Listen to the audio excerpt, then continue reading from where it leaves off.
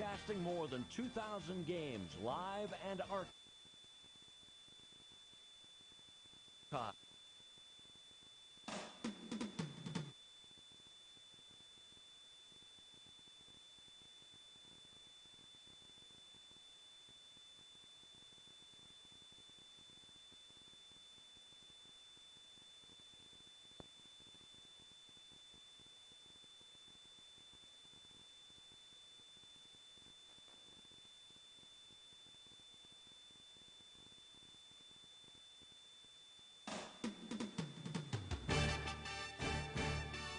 Broadcasting more than 2,000.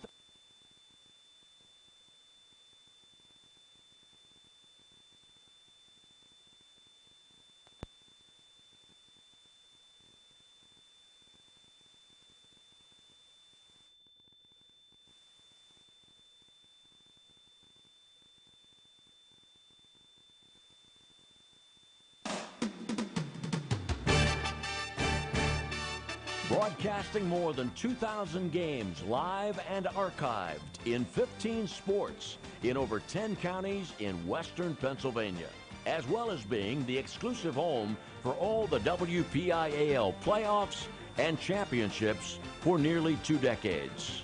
Anytime, anywhere, always there. We are the new Trib Live High School Sports Network.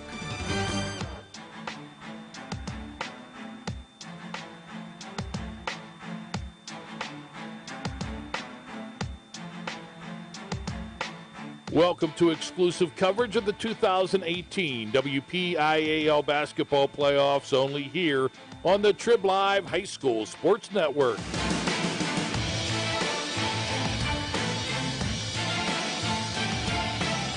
The Path to the Peak at tribhssn.triblive.com is sponsored by UPMC Sports Medicine, home of the Stay Strong and Play On program. By Seton Hill University, This Way Up. By Excella Health, proud sponsor of the Trib High School Sports Network studios. By AstroTurf. By Carlow University, sponsor of the 2018 WPIAL Girls Basketball Playoffs. And by Trib Total Media.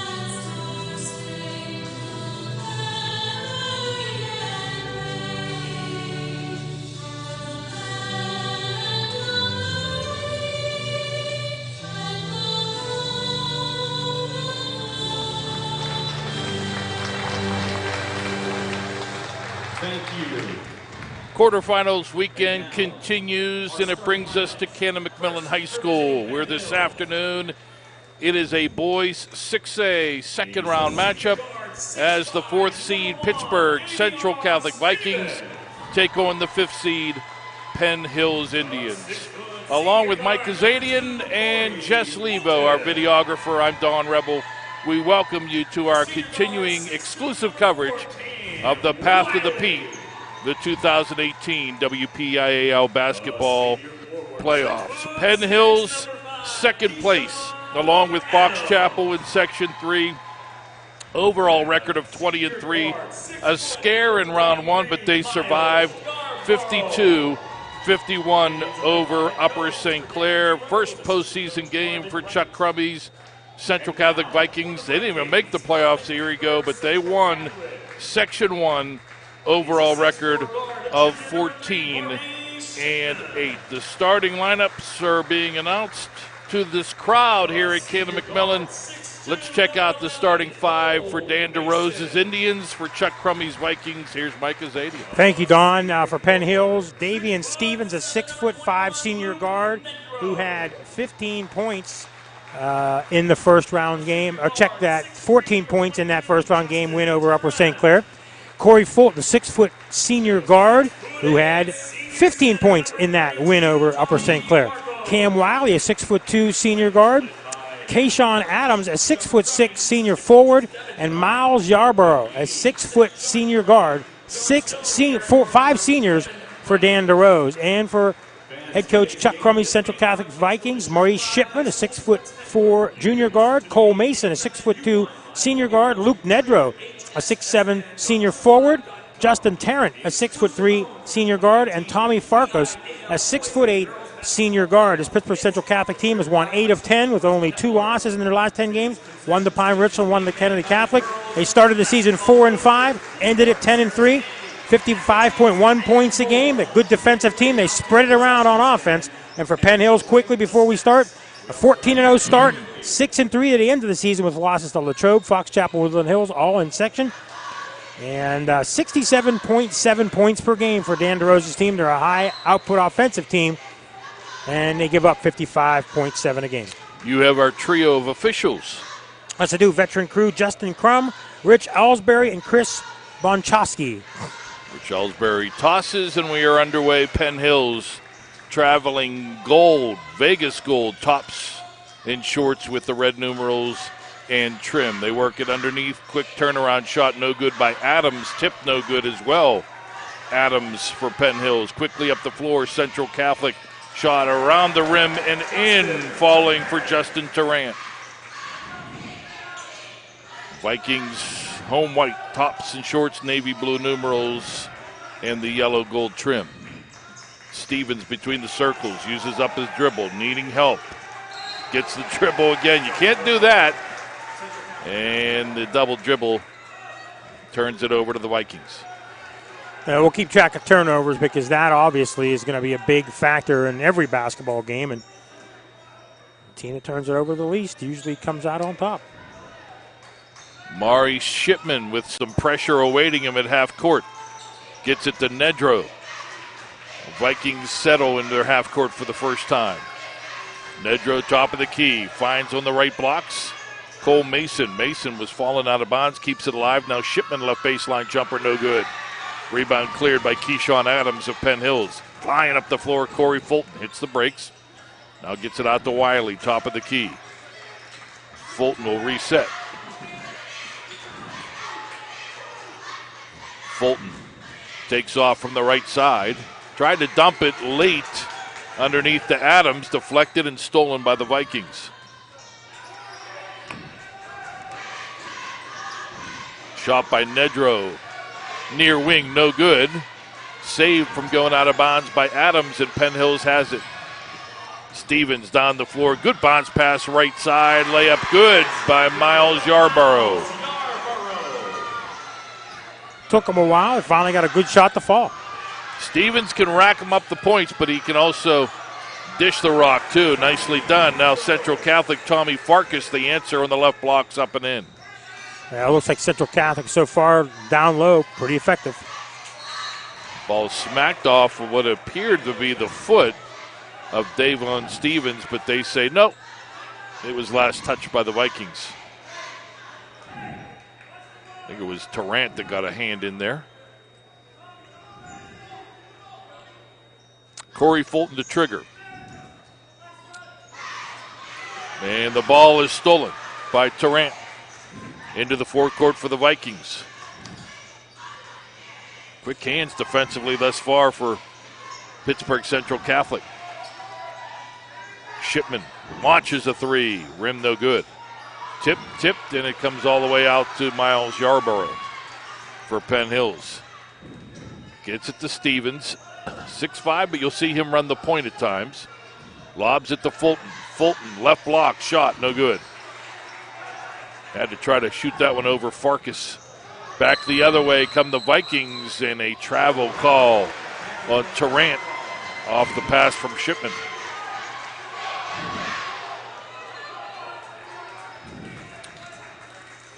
4-2 Vikings, 5:15 left first quarter. Near turnover by Yarborough. He was able to keep that pivot.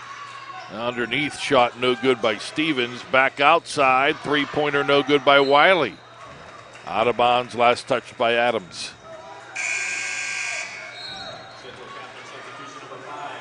First substitution of the game, Brandon Boyce comes in, and sitting down will be Tommy Farkas. It'll be the first of many for the professor, Chuck Crummy. He believes in a deep bench and a rotation trying to keep players fresh. Cole Mason for the Vikings to Nedro. Good pass underneath, right blocks, layup good by Justin Tarrant. Nice set play. He was wide open. Defense broke down for Penn Hills. Stevens outside for Penn Hills. Indians down 4. Dribble with the left hand. Drive off the window. No good. Foul on the rebound coming up against Penn Hills. Penn Hills a little sloppy early going here with 3 quick turnovers. Not playing well. Central Catholic doing a good job moving the ball around and getting the shots to fall. Getting a little impatient in their half-court set, I would say, Penn Hills. Again, Indians look to half-court trap. Central into the forecourt. Pass stolen away. Theft by Fulton. Layup good. Well, he read that cross court from Nedro. Picked it off in stride. In the corner, 3, launched Tarrant, no good. Rebound by the Indians. Tarrant almost got the steal on the pass from Yarborough. Forecourt, Fulton gets it to Wiley. Stops on a dime, shot, rim and out. Rebound Mason for Central Catholic. Well, Penn Hills has had some shots. They just can't get anything to fall. Shipman tried to get it to Tarrant on that left wing, deflected out of bounds. Dewan Stevens got a big left wing out there to knock it away. Penn Hills very athletic, moving pretty well without the ball, getting in the way of that one. Top of the key, Nedro 3, no good. Tipped and controlled on the rebound, Cole Mason for Central Catholic. Tyree Spencer in the game for Penn Hills, just entered. Mason far wing on the dribble, surveys the situation. Goes to Boyce, who fumbled it, but under no duress was able to get it back.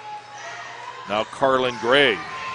Carlin Gray has his pocket picked, but Corey Fulton kicked the basketball out of bounds after getting the steal as he was en route to the bucket. Yeah, those are the kind of mistakes you see. They compound themselves. You turn the ball over, and then you get it, and you turn it over right away for yourself. And it's got to be a little smarter than that. Carlin Gray in the game for Pittsburgh Central Catholic. Mason has it smacked away by Stevens. Both teams with just showing good hands on defense in the half court. 6-4 Central Catholic, 3:20 left first quarter. A lot of action. 3 launched by Gray around the rim, no good. Rebound easily, Adams for Penn Hills. Up the floor, Fulton behind the defense. Shot now in traffic. Missed, but a foul coming up. It was Boyce and Farkas coming late to offer resistance. Yeah, he got fouled on the way up to the basket. Nice move by Fulton just to get there, and he backed in, knew people were behind him, and drew the foul, which is good. Got partial shot off, but I always like when a player's smart enough to draw the foul. And both teams not shooting well early on, although both teams, Penn Hills used to playing in a bigger gym. Sometimes you get in front of a big crowd in a big gym, and your depth perception is off. So the three-pointers aren't there right away, especially early in the game. Sometimes it takes a little while to get your range. We saw that. I've seen that almost every game I've done so far this year in the playoffs. Corey Fulton misses them both. Fulton led the Indians with 15 in that victory over Upper St. Clair in round 1. Shot no good by Carlin Gray on the drive, but out of bounds off of Penn Hills, who trails 6-4. As we hit 3 minutes left first quarter. After a short respite, Nedro back out there for Central Catholic. Turnaround shot no good by Cole Mason. Rebound, Penn Hills. Here they come, looking to run. Layup good. Yarborough off the assist from Fulton. They're nice on the fast break. They make it work. Tied at 6, and Nedrow under pressure throws it well over the head of Carlin Gray. Turnover to Penn Hills. And now that's 4 turnovers for Pittsburgh Central Catholic as rotation of the bench as Shipman comes back in. I believe in a big bench as well because when you're playing all out like this, you just can't do it with 5, 6, 7 guys. You got to go 8 or 9 deep to be effective if you want kids to be effective on the floor, I believe.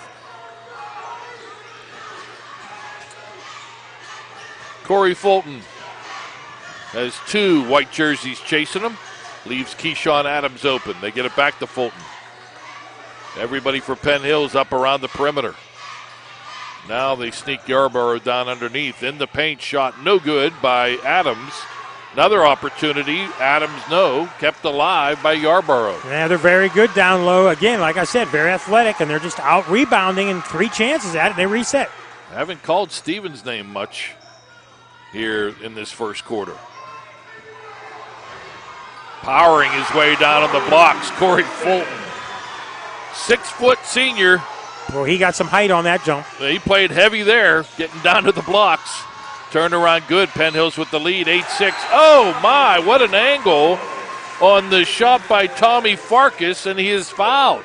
Well, he was literally behind the bucket. Behind the bucket, and he kind of finger rolled it up right-handed as he got bumped and just kind of threw it up and with hope, and he got smart enough to get fouled. But that's a silly foul right there on Penn Hills. Missed free throw by Farkas. No one's hit a free throw yet. Farkas.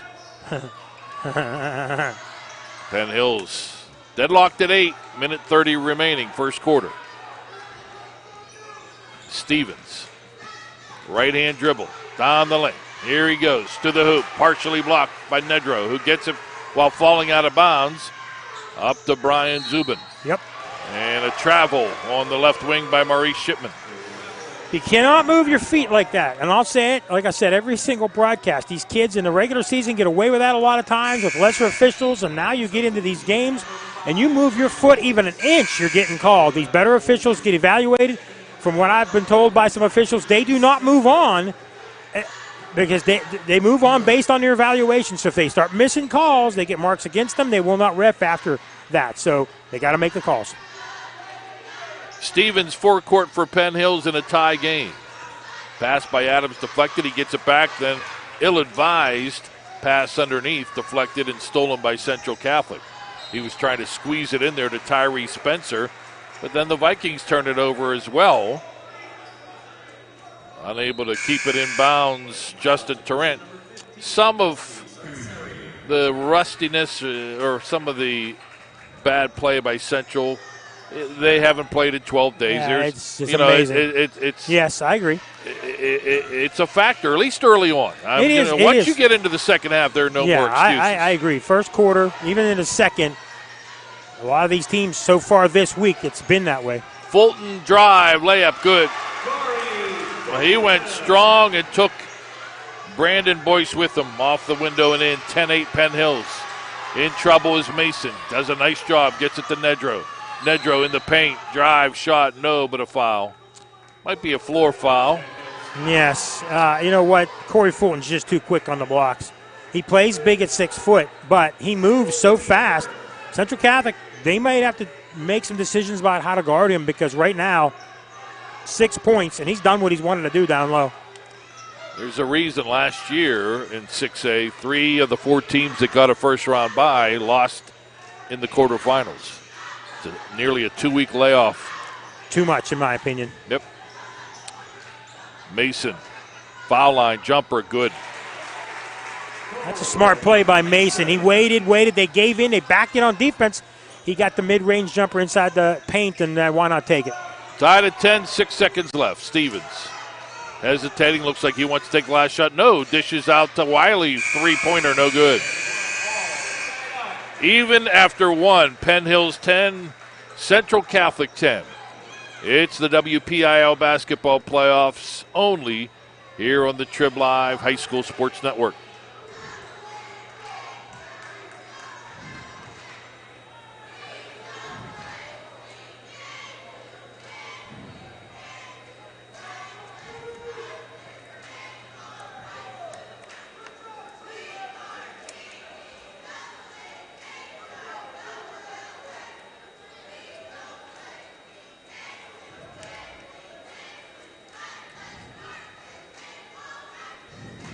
The team at UPMC Sports Medicine doesn't just rebuild wrists and knees. They build better athletes.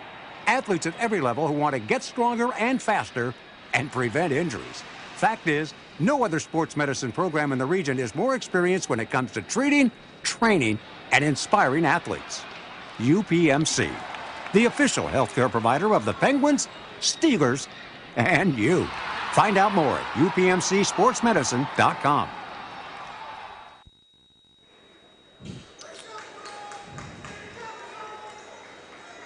Jess Levo, she has been a busy gal during these postseason playoffs. She is on video. Our first two games here this afternoon at Canon-Mac, girls Avonworth Mohawk, still to come. Along with Mike Azadian, I'm Don Rebel. Second quarter begins. Central Catholic with the basketball, knocked out of bounds. Stevens with the quick hands, knocking it away from Shipman. This game's picked up its pace. First couple minutes, real sloppy, both teams. 6 turnovers for Pittsburgh Central Catholic first quarter, 5 for Penn Hills, but it's really picked up the last few minutes. Tarrant underneath, Farkas, left blocks, nowhere to go. Pass out, almost picked off, now it is stolen. Fulton with the layup, good. Fulton almost had the original steal. Yarborough ended up with the loose ball, and Fulton to the house for the lay-in. Yeah, he's got 8, and he's definitely the fastest player on the court right now. Well, Central Catholic, their passes are just not good right now. Horrendous. Another one deflected, stolen away. Even ones that aren't being picked off are just off. And a foul reach-in by Cole Mason. Another thing they're doing, Don, is they're throwing into traffic every time. I mean, there's Penn Hills players all around, and they're so good right now defensively that they're just in the way of all these passes. They're good defensively, and Pittsburgh Central Catholic not moving fast enough, not getting open long enough. And credit to the Indians and their defense.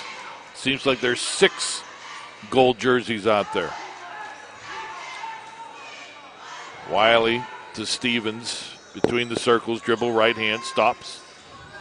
Fires underneath, Adams, back outside, Fulton for 3, rim no good.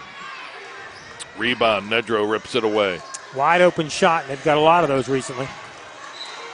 Pass deflected by Fulton out of bounds into the Penn Hills bench. And Dan DeRose just really letting Fulton have it. He's pointing to his head, think. You know, not a good pass. He wants him to know not to take those chances. All alone underneath. Breakdown by Penn Hills. They forgot about Tommy Farkas on the left blocks. Lays it up and in, tied at 12. Almost a steal by Farkas coming back, but he just threw it back as he was falling out of bounds, and Penn Hills gets it. Hey, if he's wide open at 6'8" down low, they keep feeding him, and he's got 6. Stevens and Yarborough play catch. Now Stevens and Fulton, who gets it underneath to Adams. Adams has had a rough start shooting-wise. Turnaround, no good. Nedro to Shipman. They got to get 21 going, Central Catholic does. No points. The Marist recruit. Nothing. Drive by Tarrant. Rejected by Stevens. Back the other way, Fulton. In the corner, Stevens for 3. No good. Follows up, gets his own rebound to the hole, and is chopped and fouled by Cole Mason. It's becoming quite evident. Penn Hills is just really, really quick, and Central Catholic having a tough time defending them. When Penn Hills gets open, they're getting open threes. They have not hit a 3 yet. In fact, no one's hit a 3. A lot of missed threes by Penn Hills, but they're getting the open shots. Kind of wonder what happens to this game if Penn Hills starts hitting those threes. Central Catholic having a tough time getting out there on the block. Foul not on Mason. They put it up on Tarrant. Now Chuck Crummy wants some clarification. Neither team in foul trouble. 3 fouls each. Team fouls. Good inbounds. Oh, Stevens with the miss. Saw this happen last night where St. Joe's girls just missed threes, missed easy bunnies, missed, but the game was even. This is Penn Hills. They've missed a ton of outside shots. They're getting a lot of quality shots. They just can't hit right now. That's what Central Catholic has to ramp it up defensively because they're just giving up too many easy shots. Darrell Mason checks in for Penn Hills. Tied at 12. Central breaks the pressure all the way coast to coast. Bucket good by Cole Mason, and he is fouled. Nice move to the hoop. Penn Hills just kind of let him come down. Dan DeRose just let his team have it. Boy, he's on the court and he's animated. He is not happy. And he might be yelling at the ref as well, but his team just kind of let him come down. He's now talking to the second ref. Missed free throw, rebound Nedro, stripped by Stevens. Stevens got to be careful. That was his second foul, and he could have picked up his third right there. And Dan DeRose wants a timeout. 14-12, Central Catholic leads, 5:35 left, second quarter, here on the Trib Live High School Sports Network. People ask what drives me. It's the respect I have for my opponents, the trust I have in my teammates, a coach who treats me with dignity, and a university that has faith in me on and off the field. That's what keeps me focused, why I practice harder, play my heart out. I play to win. I play for Carlo. Tell us your story using #WhatDrivesYou. Carlo University is a proud sponsor of the Trib Live High School Sports Network. If you're a working professional ready to move up in your career, Seton Hill University has a program just for you. Seton Hill's adult degree program offers flexible undergraduate degree courses in areas like accounting, criminal justice, business, and human services. The adult degree program has 5 start dates a year and offers convenient course times, financial aid, a 96% placement rate, and career services for life. Register for our next info session and learn more at setonhill.edu/ADP. Seton Hill University, this way up. Nobody taking control of this one. It has been close throughout, several ties, and right now Central Catholic leading 14-12. Yeah, Central Catholic, better team down low. They've done a good job with Farkas, Tarrant. Down low, they haven't really made an outside shot. Neither team really has. Penn Hills has made a lot of nice slash drives, and we got a turnover. Oh, my. Cam Wiley stepped on the sideline as he was inbounding. Yes, he did. Wow. And Dan DeRose slammed his fist on the table. He is not happy, and he's putting somebody in for him right now. He's going to put somebody in for Stevens. Dan DeRose can be very animated as a coach. He's a veteran coach, coach at CCBC, coach in South Carolina, coached many high schools. He's a ref. Was at South Park before coming to Penn Hills. That's right, South Park. Second year inbound for Central to Justin Tarrant. He was undercut. Got a ton of experience. Second foul on Yarborough. Inbound Nedro. Right blocks, double team, looking for help. Pushes it, tried to get it to the corner to Mason, but it's deflected out of bounds by Penn Hills. I tell you what, I thought he moved his foot, and I thought he definitely traveled, but they didn't get the call. There were so many people around, it was hard to tell. A little give and go off the inbound, but a miss right baseline by Cole Mason. Quickly down the floor, Penn Hills shot no, but a foul. Nedro, the personal, will send Fulton to the line. And both teams physical, and just nice defense by Central Catholic to go right after the shot. They're determined not to let Penn Hills just drive down like they did early. Fulton with 3 drives at the hoop, making it look easy. This time they got right in his face. Back of the rim, no good. Both teams now, it's combined 0 for 5 on the free throw line.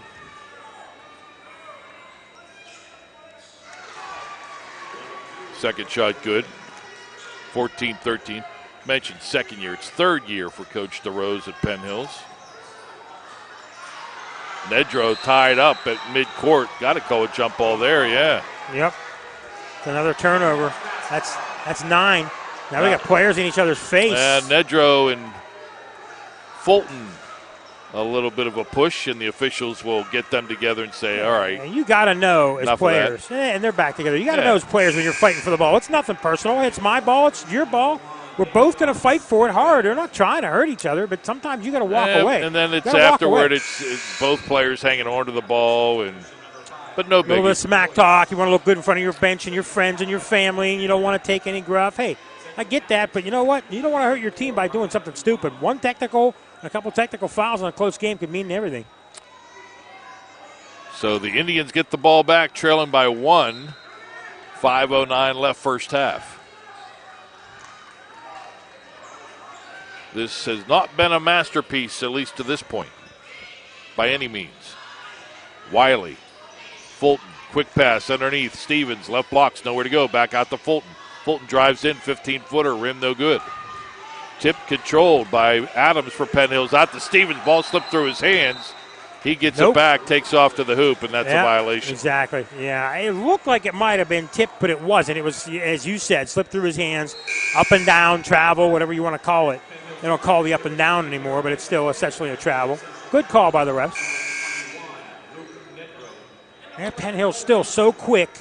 Corey Fulton quickly got guarded on the three, moved around the man. And that's the thing. You go out to guard him on the three, he's going to move around you. You got to get some help defense on the back end. They didn't. Again, Penn Hill's with a lot of shots, but they just can't get them to fall. Trail by one. Central breaks the pressure into the full court. Mason to Nedro. Underneath. Shot. No good by Boyce. Boyce gets his hands on the rebound. Put back, no, but he's fouled. Good hard work by Brandon Boyce underneath. Yeah, good point, Don. That's exactly what I was going to say. Both of these teams down low, just fighting so hard. And that's, you get to this point in the season, you're in the quarterfinals, you get to the semis, you're a team that has a chance to win. You got to fight. And you got that 32 minutes. You just got to make the most of your time. And you got to fight hard for those rebounds because it's one rebound, it's one shot, it's one missed shot. In these close games, it can make the difference. Central Catholic's got a couple of big guys down there. In fact, their biggest guy, Fark, is out of the game right now. Around the rim, no good by Boyce. I don't know that we've had a lead higher than 3 points in this game. No, we have not. And Central Catholic now 0 for 3 shooting foul shots. Neither team's shooting well at the line. Not a lot of shots. 7 total, but only 1 free throw made. Second shot, no good.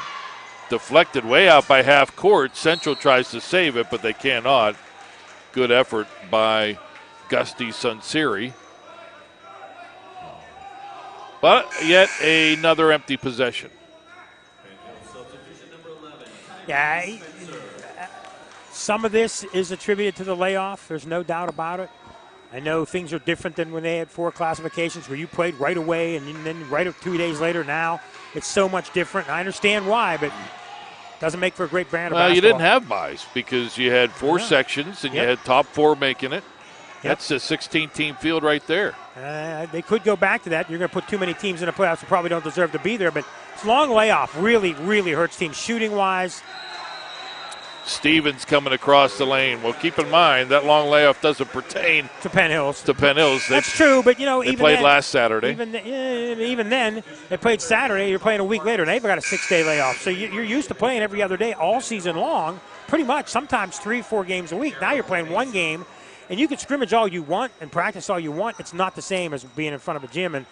But the turnovers tell it. The missed shots tell it. It's just sloppy brand of basketball. And this isn't just this game. This is every game. Stevens back out. Coach DeRose does not want him picking up his 3rd foul here in the second quarter.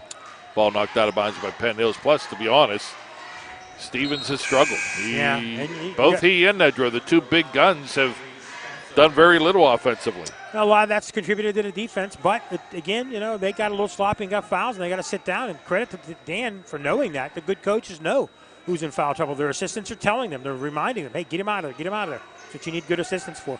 Nedro for 3. He around the rim, no good. Rebound Adams for Penn Hills. Gets it up to Cam Wiley. Now Fulton brings it out beyond the top of the key. Between the circles for a reset. Wiley to Yarborough. Now it's Fulton in the corner. Dribbles to the wing. 3.5 minutes left, second quarter. Penn Hills down 14-13.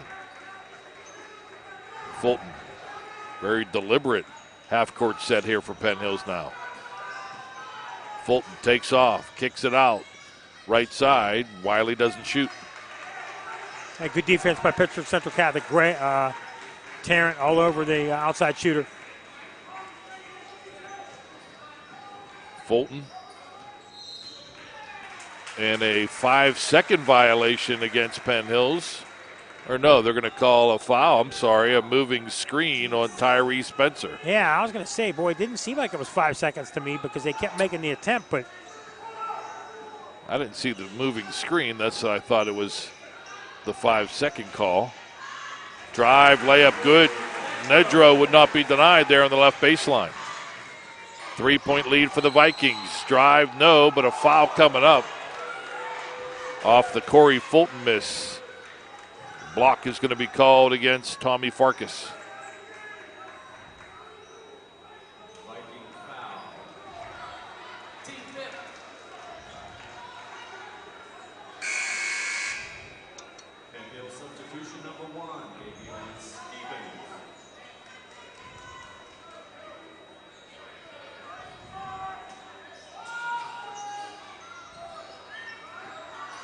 Inbound in the paint. Yarborough fakes it, goes corner. Fulton, 3, no. Rebound, Stevens. And Nedro tie it up. Jump ball to Central Catholic. Good job by Stevens coming in. Easily could have gone over the back, but he adjusted himself. Still no three-pointers made by either team. I would say Penn Hills has probably taken about 8 or 9. Central Catholic's taken about 4 or 5. Neither team's come close to making them. A lot of rim, nothing's even come in and out practically. Just the outside shooting is non-existent in this game. Only a couple from 10 to 12 feet. Everything's been down low for both teams. Dump underneath, Nedro, good.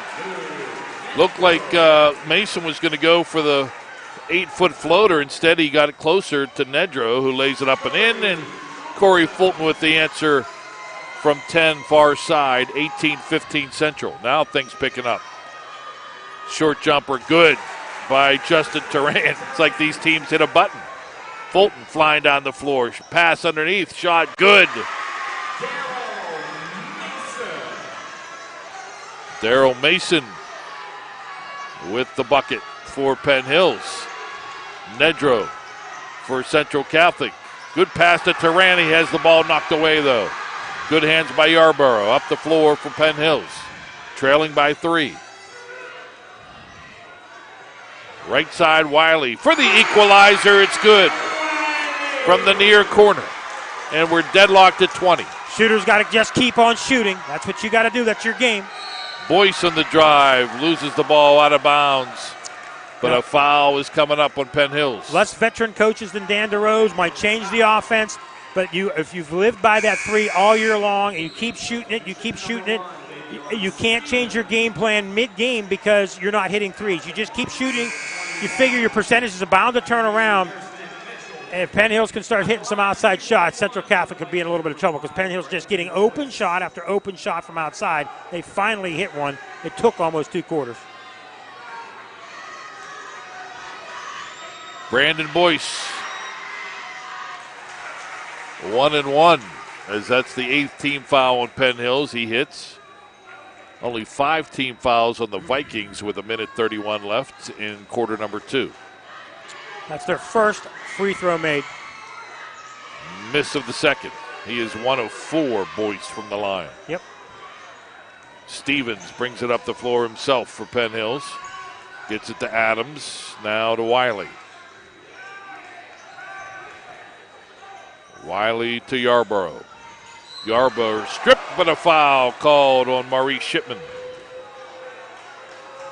Tried to knock that ball away from behind. The referees have done a pretty good job today. Justin Crum, Rich Ellsbury, Chris Bonchowski. You've seen all 3 of those guys before, the veteran referees, and they've let them play to an extent, but the fouls that are there, they're calling. Floor foul, that'll be the final non-shooting foul on Central. Fulton with a great move, but then Fulton throws it away. No, they say it was deflected by Mason. Fulton made a move, and Maurice Shipman buckled. It happens sometimes. The Penn Hills crowd, all happy. No points. Nice move. Look good. Style points. Style points, yeah. They don't go on the scoreboard, though. That's right. Fulton. Boy, he is a good ball player. Stevens back to Fulton. Fakes a 3. Kicks it. Wiley for 3. Good. Look out. And the foul. Just a dumb foul by Central Catholic. Again, I'm telling you, they can't stay with him defensively. Right now, another open shot, and credit to Corey Fulton to see the wide open Wiley again, and I mean wide open, and then Central Catholic compounds the problem by flying out there out of control, and now Penn Hills finally hitting outside shots. Just like that, they've got the lead. They were trailing 21-18 now, or 21-17. Now up by 2. They got a chance to go up by 3. Well, Boyce, I mean, it's one of those where if you're going to foul a guy, you foul him. You better foul him before he shoots it. Right. I agree. But not enough to deter the shot by Wiley to go in. Now, is it a foul or a violation? I think it's a lane violation. No, it's a foul. That's going to be on Penn Hills. No. Second foul on Daryl Mason. Okay. Interesting. See something like that, too. Now you got an advantage. You got a chance to get a point. And now you foul and get them back in the line. It's just little things like that in a basketball game that a lot of people don't see. You got to be smarter than that. Okay, get positioning. You're going to bump. But when you're out of control. A lot of discussion amongst the referees and Maurice Shipman. Don, I don't know what they're talking about. Shipman, I think, went to the line hoping to replace Boyce, who has struggled at the line. Interesting. The officials caught that, and they say, no, it was Boyce that should be there. Interesting move by Shipman. Interesting. Penn Hills was down by 5. They now lead by 2, but that lead cut to 1 as Boyce hits with 53 seconds left.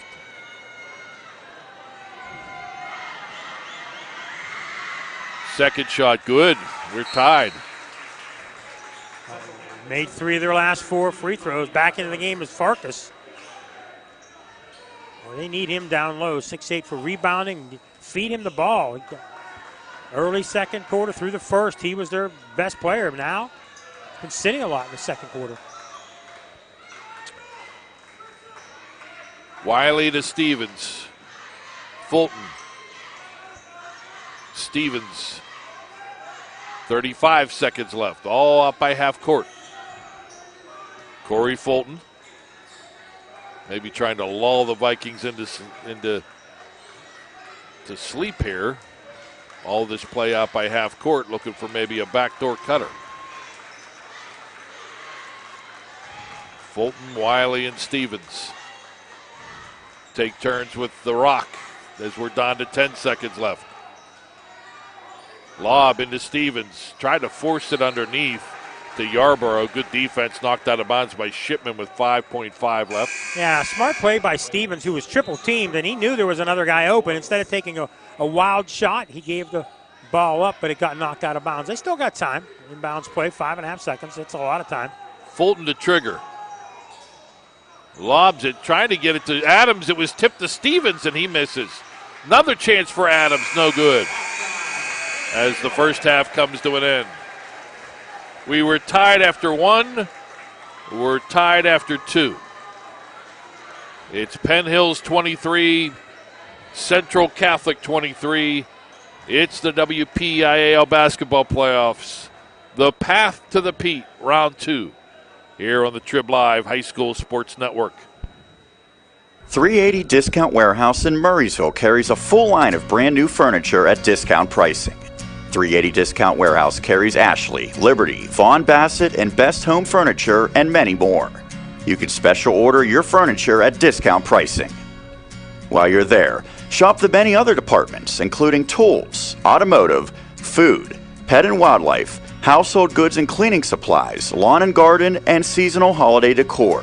Visit them on the web at shop380.com or on the road at Route 380 in Murraysville. Open Tuesday through Sunday, 9 to 5. Shop 380 Discount Warehouse and save big.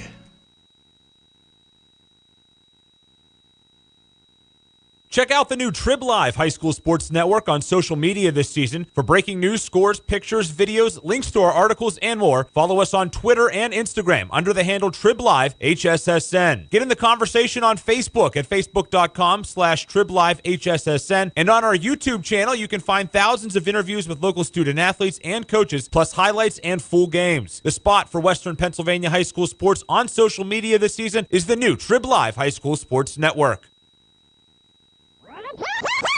For a weekly in-depth look at boys and girls high school basketball in the district, log on to the WPIAL Roundball Report every Wednesday at 6 p.m. here on the Trib Live High School Sports Network. Join experts Chris Harlan, Sean Myers, and James Dotson for coaches' interviews and the latest hoops news around the WPIAL. Oh, and Don Rebel is back on the show as well. That's the WPIAL Roundball Report, Wednesday at 6 p.m. here on the Trib Live High School Sports Network. While the weather outside may be frightful, the winter high school sports is delightful. That's here on the Trib Live High School Sports Network. Log on to the Trib, hssn.triblive.com for weekly audio and video coverage of boys and girls high school basketball, WPIAL wrestling, and PIHL high school hockey. The warmth and the glow of the winter sports season may be heard daily on the Trib Live High School Sports Network. The team at UPMC Sports Medicine doesn't just rebuild wrists and knees. They build better athletes. Athletes at every level who want to get stronger and faster and prevent injuries. Fact is, no other sports medicine program in the region is more experienced when it comes to treating, training, and inspiring athletes. UPMC, the official healthcare provider of the Penguins, Steelers, and you. Find out more at upmcsportsmedicine.com. Check out the new and improved Trib Live High School Sports Network website every day. Log on to Trib, hssn.triblive.com for all the schedules, the scores, the standings, great articles, and features from around the WPIAL. And, of course, live and archived broadcasts. If you are a high school sports fan, the only website you will need is the new Trib Live High School Sports Network at tribhssn.triblive.com.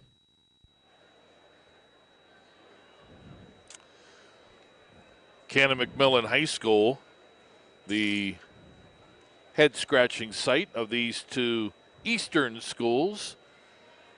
Old neighbors, old section foes. Great rivalry between Penn Hills and Central Catholic back in the old Quad East days, but in recent years, for another head-scratching decision, they've decided to employ Central Catholic into the north section, and thus these two teams don't get a chance to play each other as much. In fact, the last time that these two teams met in the postseason was 14 years ago, March 13th, PIAA quarterfinal playoff game. Penn Hills beat Central Catholic 65-54. With the success these two programs have had, it's somewhat surprising, is it not, that it's been 14 years since they played each other? Yeah, but, I guess, you don't schedule it non-section. Sometimes certain schools don't want to play each other, but, in the playoffs, it's just odd. Sometimes you'll see certain schools. We talked earlier about how Cornell seems to play Clayton every single year, but that's just the way it is sometimes. You'll see that. We see it in football. We see it in baseball. Some schools just, you run up against a team a lot, and other times, like you said, 14, 15, 16 years, and you never see each other. So kind of odd because they're not very far apart. The other games in 6A, boys 6A, one tipping off in about an hour, Canon-McMillan and Woodland Hills here on Trib Live. And at 3 o'clock here at Canon-McMillan, it'll be Mount Lebanon, the top seed, against Latrobe. Halftime in the 3-6 game, Pine Richland leads Fox Chapel 17-13. We thought this one was somewhat low scoring. 17-13, Pine Richland over Fox Chapel at the half. Let's check out the first half numbers, sponsored by UPMC Sports Medicine, powering the Stay Strong and Play On program with the Trib Live High School Sports Network. Well, Penn Hills with scoring quarters of 10 and 13. Pittsburgh Central Catholic with scoring quarters of 10 and 13. Pittsburgh Central Catholic has turned the ball over 10 times, 6 in the first, 4 in the second. Penn Hills has turned the ball over 10 times, 5 in the first, 5 in the second. So they're dead even on that kind of stuff. And then let's go for the players. We've had a couple of guys do really well, and a couple of guys have really struggled. For Pittsburgh Central Catholic, Brandon Boyce has 3 points. He has 3 foul shots. Cole Mason, 4 points, 2 in each quarter. Luke Nedrow with 4 points, 4 at the very end of quarter number 2. Luke Nedrow, or just said Luke Nedrow, I'm sorry, Ledrow with 4. Justin Tarrant with 6. He had 4 in the first quarter. And Tommy Farkas with 6. He had 4 in the first quarter. They are 3 of 7 from the line. Penn Hills, it's pretty much been 3 guys. That's it. Corey Fulton with 11. 5 in the second, 6 in the first. He was hot in the first. Cam Wiley got hot mid-second quarter with 2 threes. He's got 6. And Miles Yarborough has 6. He had 4 in the first quarter. They are 1 of 5 from the line. Corey Fulton 1 of 4 himself. So check that. Let me see. I got my numbers. Yeah, 1 of 5 from the line. Fulton 1 of 4. So neither team shooting well. Neither team shooting well from the line. Neither team. But Penn Hills has a lot of open shots, and they finally started hitting a few. Should be an interesting second half. And that is your scoring recap. The mentioned Dan DeRose in his 3rd year at Penn Hills. What a career for the professor, Chuck Crummey. 37 years as head coach of the Central Catholic Vikings. He is 2 wins shy of 650. And yet, only one WPIAL basketball championship 10 years ago, 2008, that magical title game. A last-second shot gave Central Catholic the win over Moon.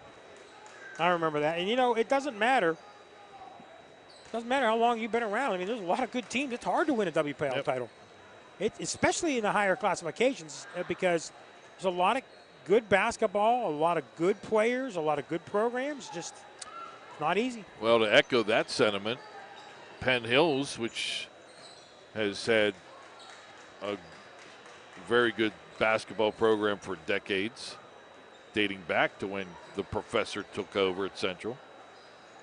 Their last WPIAL basketball championship 15 years ago. Drew Schifino led the way. They beat Upper St. Clair in 2003. Believe that was not Schifino. Schifino was 2000, I think. Okay. Let me verify. That was I swore that was them beating the kid who went to Boston College. McLean? Maybe, okay. Akita McLean, that sounds familiar. I thought that was a game where was that against Upper St. Clair, the Sean Lee Upper St. Clair team. Yes. That's what I thought. Well, it's a good thing Chuck Crummey's coaching where he's at, because, I mean, imagine if he'd taken them to 11 straight title games and won 5 or 6 and only one state title. What do you think would happen? Probably be thrilled with him down at Central Catholic. But he's done a great job there. He's had a lot of good kids come along, run a good program. And I like seeing the coaches that still have the enthusiasm after all these years. A lot of good assistants. Why can I not find it? We get ready for the second half quickly. I think that Penn Hills just keep taking their shots. They're bound to fall. If they keep getting open shots and they hit them, I think it could be their game. And Central Catholic, I think they need to keep pounding the ball down low to Tarrant and Farkas and Nedrow. Keep working their half-court offense, but Central Catholic has got to play better defensively out on the perimeter to stop the open shots, and I think both teams need to watch the turnovers. And a little alley-oop to begin the second half, and Stevens with the finisher.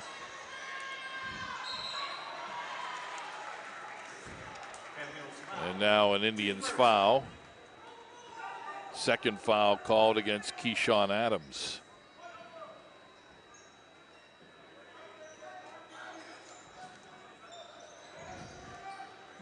(25-23), Penn Hills on top. First possession, second half for Central Catholic. Tarrant, and he turns it over. Stevens with the steal and a foul coming up. I believe they're going to get Cole Mason. Yeah, just gotta, these fouls are, these turnovers are just, a tight game like that, you gotta be smarter, gotta hold on to the ball. Second on Mason.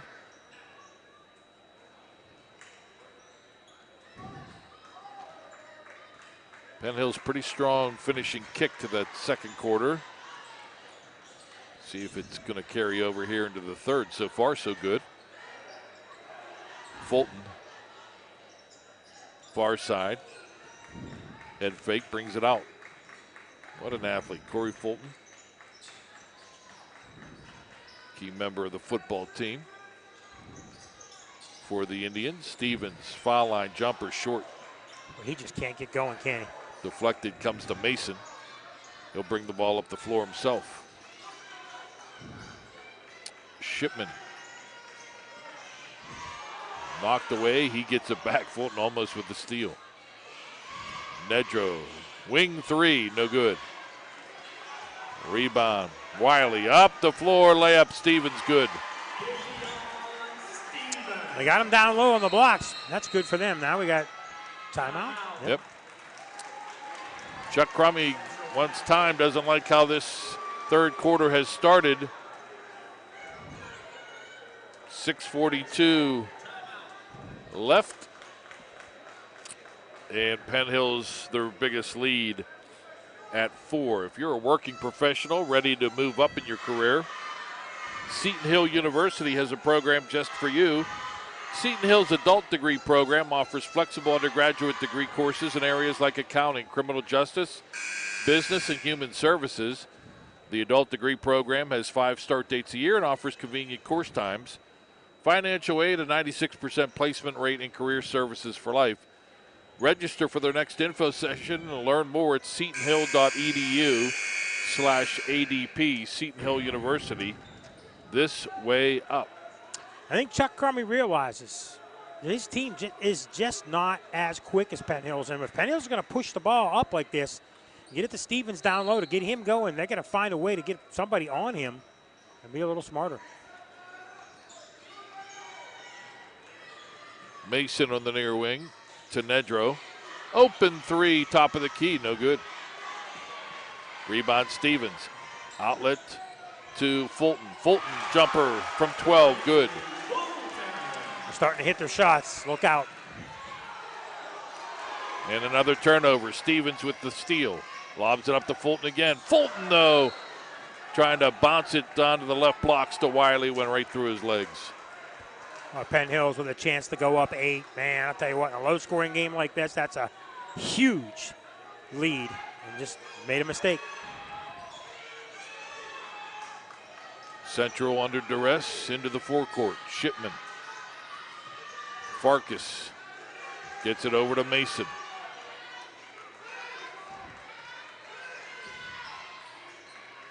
Now far side Durant. Nedro between the circles. Durant to Shipman. Not getting a sniff of any open court. Nedro forced it, but got it to Durant. Now to Farkas. Farkas underneath, shot no good. Offensive rebound. Nedro put back, no good. Out of bounds, off Penn Hills. It's got to be that hoop because that's where Penn Hills shot in the first half, missed everything. Now Central Catholic can't buy a basket. Just they're getting the rebounds.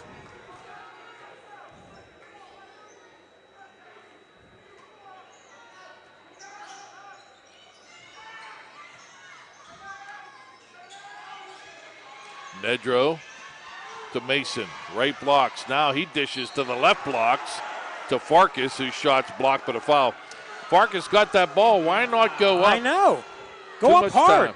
Yep. Go up hard. Make the basket. If you get fouled, you get fouled. I know you want to wait for the foul, but the more athletic player got in there and blocked the shot. Yeah, he got fouled, but now you got a chance to make 2 where you can guarantee yourself 2, maybe 3. I think Farkas took a little too long on that one. Free throw good. Yeah, the 03 team was McLean. The 2000 team was Shafino. Drew Shafino. Boy, most dominant performance by one player in a postseason that I've seen. For boys, yeah, no doubt about it. He was unbelievable. Farkas hits them both, 29-25. Indians with the lead in the basketball, 5:12 left third quarter. Fulton. Yarborough now, it's Wiley. Everything going through Fulton. Wiley with the dribble out by half court. Fulton on the wing. Stevens, much more active here in the second half. Hits the brakes, kicks it over to Wiley. Wiley to Fulton. Penn Hill showing patience. Fulton to Stevens. Left side three, no, an air ball thrown up by Wiley. Nedro with the board, brings it up the floor himself. Mason, it's just not a good decision. Tried to shed it, a pass down to the left blocks, and there were 4 gold jerseys in between. Now a Penn Hills miss. Nedro the foul and Nedro the rebound and a Penn Hills foul. That's twice now, Dawn. But they have done things like that. Missed a shot, boom, quick foul. Missed a free throw, foul in the lane. And they get a lead, and all of a sudden they start making mistakes. They're just not making smart decisions. Second foul on Fulton.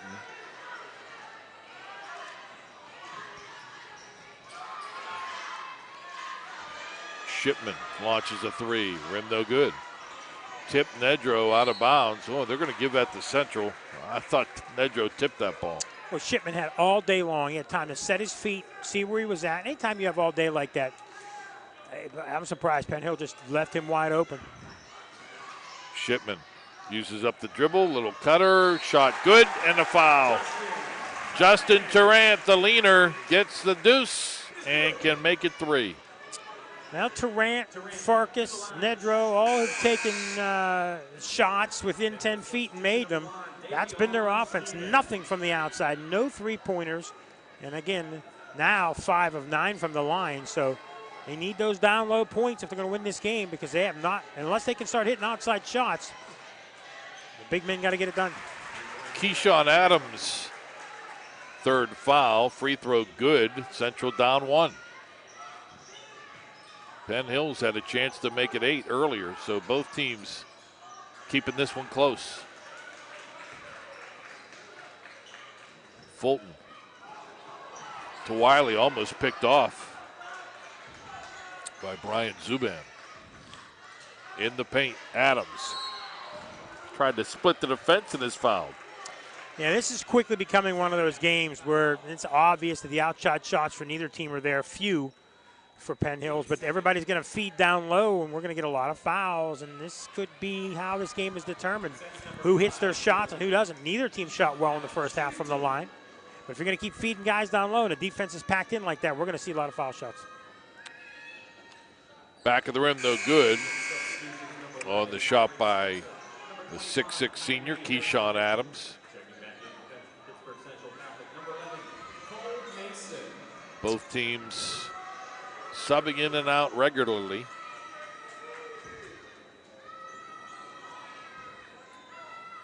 Second shot, no good. Wow. 1 of 7 from the line. Nedro with the easy board. Mason. Pass picked off easily. Stevens, not sure what Farkas was doing there. It leads to a Stevens lay-in. He's got 6 this quarter. 31-28. And the turnovers are piling up for Central Catholic for this quarter, 14 on the game. Mason, baseline. Gets it to Nedro. Spin move, shot no, but a foul.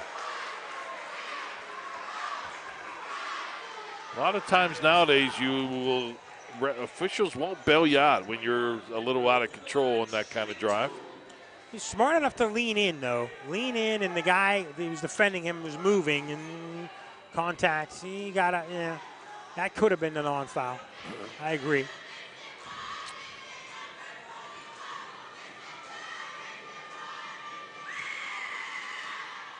Back of the rim, no good. Wow, the shooting percentage for both of these teams from the line is just way under what you would want. They're both under 50% by a mile.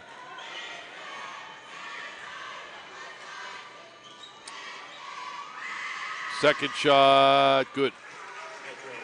31-29 Penn Hills. 3 minutes remaining here in the third quarter. Wiley was double teamed, but was able to force it over to Davion Stevens.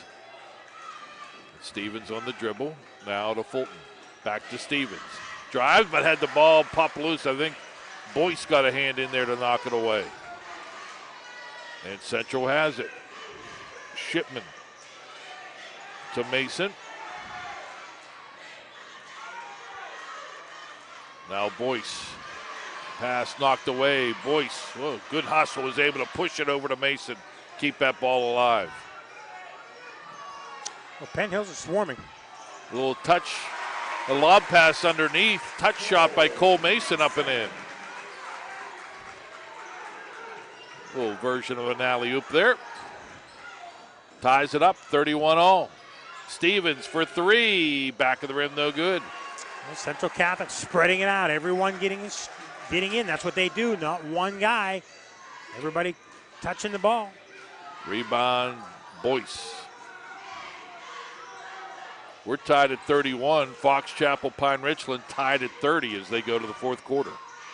Drive, shot, good. Luke Nedrow. And now a whistle after the bucket.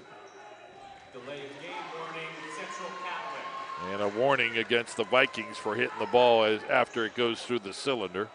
Well, Central Catholic has really played well in the last couple of minutes to come back, using the big men down low. Just keep feeding somebody, work it around, move, find somebody open, get the easy shots. You know, Penn Hills went into that little bit of a slow down, patient offense, and they haven't been the same since. Exactly. Turn it over again. Mason with the theft, up to Shipman. Shipman launches a three, it's short. No good. Rebound by Kyrie Hairston Mitchell.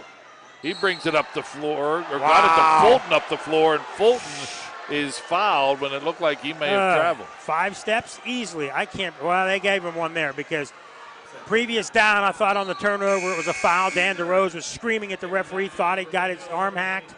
That could have been a makeup call there, but he definitely traveled before he got fouled. That's some surprise that didn't get picked up. Second foul on Boyce, third team foul on Central with 1:20 left. Stevens to Bennett. Back to Stevens. Nowhere to go. Head fake by Fulton. Drive in. Try to force it to Stevens. Knocked away. Stevens gets it back. Stevens turnaround shot. Good. Travel. Won't count. Travel. And they're trying to calm Dan DeRose down over there. One of the officials, that's Rich Ellsbury, just putting his hands on him and tells him, you got to get back. He's going crazy over there. Wow. Yeah, I thought he traveled too, but he got away with the one previous, so. Officials nowadays will work with the coach unless they're really out of control, but back in the day, they were quicker to not put up with the nonsense. Pass in the corner, fumbled out of bounds, right through the hands of Brian Zubak. Boy, this game is so sloppy. And whoever wins this, they're going to be thrilled to get a win. A win is a win, but man. This game and the broadcast rights of this game are the sole and exclusive property of the WPIAL and the Trib Live High School Sports Network. Any broadcast of this game is intended exclusively for the benefit of the listening audience, and any use, rebroadcast, or distribution of this broadcast without the express written consent from the WPIAL and the Trib Live High School Sports Network is strictly prohibited. Interesting game as we get toward the end of this third quarter, and both teams right now are going to be under their average unless there's a big fourth quarter. Penn Hills right now is just about, they're still halfway under their average. We're almost through 3 quarters. Pittsburgh Central Catholic about 20 points under their average. And I'm just surprised. You brought up a good point, Don, that they went into a slowdown. And I thought they got the lead by pushing the ball up court and looking for the open man and just out-athleticizing, being better athletic team. And they were running Central Catholic down the floor, and they stopped doing that. I'm really surprised by that. Maybe because of a lack of a deep bench, only using 5 or 6 guys. I don't know, but I just keep doing that, get a bigger lead. Maybe you pull ahead in this game and then get into a slowdown, but I thought it was too early for a slowdown. Yep. Turnover in the backcourt. Carry by Cam Wiley right in front of the Central bench. That's 6 now this quarter. They had 1, I think 2 at the 4-minute mark in the last minute and a half, 2 minutes. They've got 5 or 4. It's not playing well the last couple of minutes. Lost the lead and now down 2. They could be down 4 or more. 44 seconds left. Central basketball. They lead by 2. Shipman. To Mason. Back to Shipman. And now Mason again. Half minute left. Lob to Durant. Moved his Durant feet. called for the travel on the right blocks. I like what Central Catholic does. They move the ball around the perimeter. Guys cut to the basket, lob passes. They want to score down low. That's what they've done. Good idea, but he got the ball, saw a guy near him, and picked up the dribble, moved his foot. Not a smart play. Central coming with pressure now. Up the floor. Fulton all the way. Now dumps it off. Tyree Spencer layup good. Back to the quick game. That's exactly what they should be doing. Tied at 33. Ball poked away by Fulton. Stevens, long pass for Spencer, knocked away from behind. It'll be Penn Hills basketball with 7 seconds left. Penn Hills, boy, this is what I think Dan DeRose told his team. You got to get back to moving that up the court. Beat them down the court. Get the advantage. Get the 3-on-2. Get the 2-on-1. And that's how they got the lead. Get back to that. Inbound Adams. Now Stevens drives left lane. No, ball popped out of his hands, but it did because of a foul with 1.6 seconds left. Farkas. Again, I like when Penn Hills plays like this, when they challenge the big guys, they're quicker, they're going to draw fouls, but they're not shooting free throws very well. So if you're Central Catholic, the fouls aren't really hurting right now.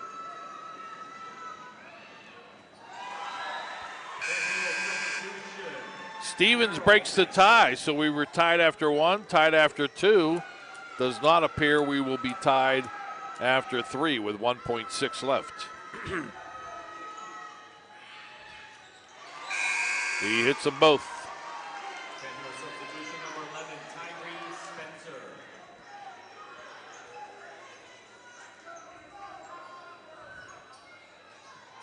Central see if they can get a prayer here. Shipman 3/4 court, no good.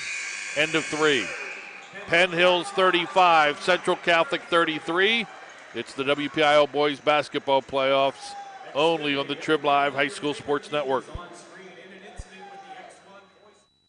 People ask what drives me. It's the respect I have for my opponents, the trust I have in my teammates, a coach who treats me with dignity, and a university that has faith in me on and off the field. That's what keeps me focused, why I practice harder, play my heart out. I play to win. I play for Carlo. Tell us your story using #WhatDriveSYou. Carlo University is a proud sponsor of the Trib Live High School Sports Network. Hi, this is Josh Roundtree with the new Trib Live High School Sports Network's PIHL Power Play Show. This winter, myself and the coach, Kevin Zlomansky, will bring you the most comprehensive coverage of high school hockey in Western PA. Hey, Kevin, any suggestions on how we can pull it off? We're not goons. We're not bullies. No matter what people say or do, we have to be ourselves. Okay. Well, word is that you've been letting success go to your head a bit. Okay, what I do is none of your business. Is that clear? This should be a fun season. It's the PIHL Power Play Show every Wednesday night at 8 o'clock on the new Trib Live High School Sports Network. Along with Mike Azadian and Chess Levo, Don Rebel at Canon-McMillan High School. Getting ready for the fourth quarter of this boys 6A quarterfinals matchup. Penn Hills, first team to lead after a quarter, up 35-33. Tied after 1, tied after 2. And it took Stevens free throws with 1.6 left to break another tie. 3 launched, Nedro, no good. Rebound, Fulton flying down the floor. Here he comes, lost the basketball, but it came right to Tyree Spencer, who lays it up and in. Oh, boy. Penn Hills can keep doing this. Just quickly move up the court. They score almost every time on the fast break. Nedro stolen. Fulton Stops, shot, no, but a foul. I really think that somewhere along the line, somebody on that Penn Hills bench got it in Dan DeRose's ear, if he didn't know it already, just push the ball, and they can't stay with us athletically. They cannot stay with us defensively. Push the ball up court. Free throw, good.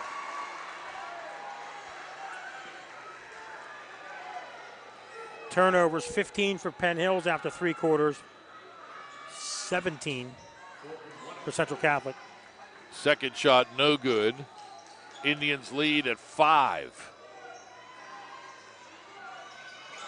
Another pass through the hands of Central. This one, Farkas hit off his head.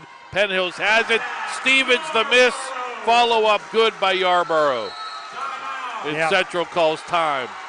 Big start to the fourth quarter for Penn Hills, and thus they enjoy their biggest lead at 40-33. You know what, Don? We've seen spurts like this from Penn Hills, and there's no question they're the quicker team. I've been puzzled all game long why they don't do it as much. You brought up how they went to that half-court offense with a 6-point lead, and then they just gave the lead away. When they're playing this brand of basketball, take advantage of turnovers, push the ball up, go to the hoop. Central Catholic has no choice but to foul, or they cannot defend them. I really believe that Penn Hills keeps this up, they could run away with this game, because Central Catholic, they're taking 3-pointers and missing them. They missed a couple of rebounds. Now the passes aren't there. But saying all that, Penn Hills has turned the ball over quite a bit too. They get into those spurts where they turn it over. Central Catholic works their offense, gets it down low. 2 completely different type of teams here. What brand of basketball is going to win right now? Penn Hills with a nice little lead, but can they keep it? We have seen here in the second half alone 2 passes to wide open Vikings go through their hands. One went out of bounds, one through Farkas's hands off his head, lead to turnovers. Nedro missing the open 3 on the first possession. It's part of the reason the Indians have gone on this run to build the biggest lead of the game at 7.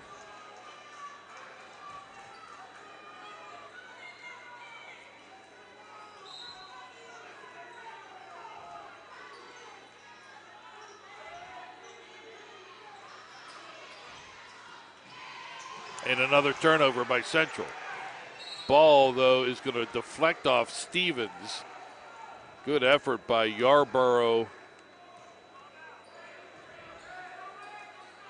and by Spencer to try to save it. But Central basketball close to another empty possession.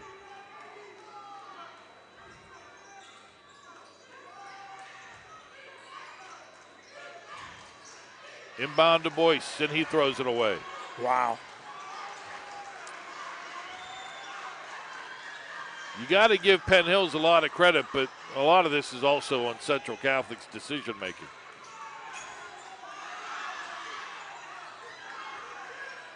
I agree. Stevens.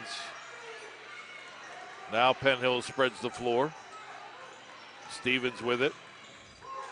Dribbles around, past Nedro to the hole, layup good. Will it count? Yes. And the foul. He hasn't had a great game, but he's had a pretty good second half. That is 10 for him now. And, you know, it's just a matter of time. We talked about it first half, couldn't get going, couldn't hit any shots. Second half, they've spread it around. Stevens, Fulton, Spencer, Mason. Back of the rim, missed the free throw. Rebound Central, now down 9. Shipman launches a 3, rim no good. Rebound out of bounds to Penn Hills, last touched by Cole Mason. And this is dangerous now for Central Catholic. Again, low-scoring game, you're down 9. It's only 3 possessions. But if Penn Hills keeps running like this and you keep turning the ball over, this game could be over in the next couple of minutes. Well, now they got to go full-out pressure. And if that pressure leads to turnovers, great. But if it doesn't, it's going to lead to some Penn Hills easy buckets. And you got to, yeah. And they're not really going full-out pressure. They're letting them bring it up. Well, they're looking to trap. But Fulton in the forecourt. Stevens. Again, Penn Hills goes 4 corners. Fulton to Stevens. Boy, it's great to have 6'5" out there handling the rock, isn't it? Yep. And a reach-in foul on Mason. And they're going to shoot foul shots the rest of the way.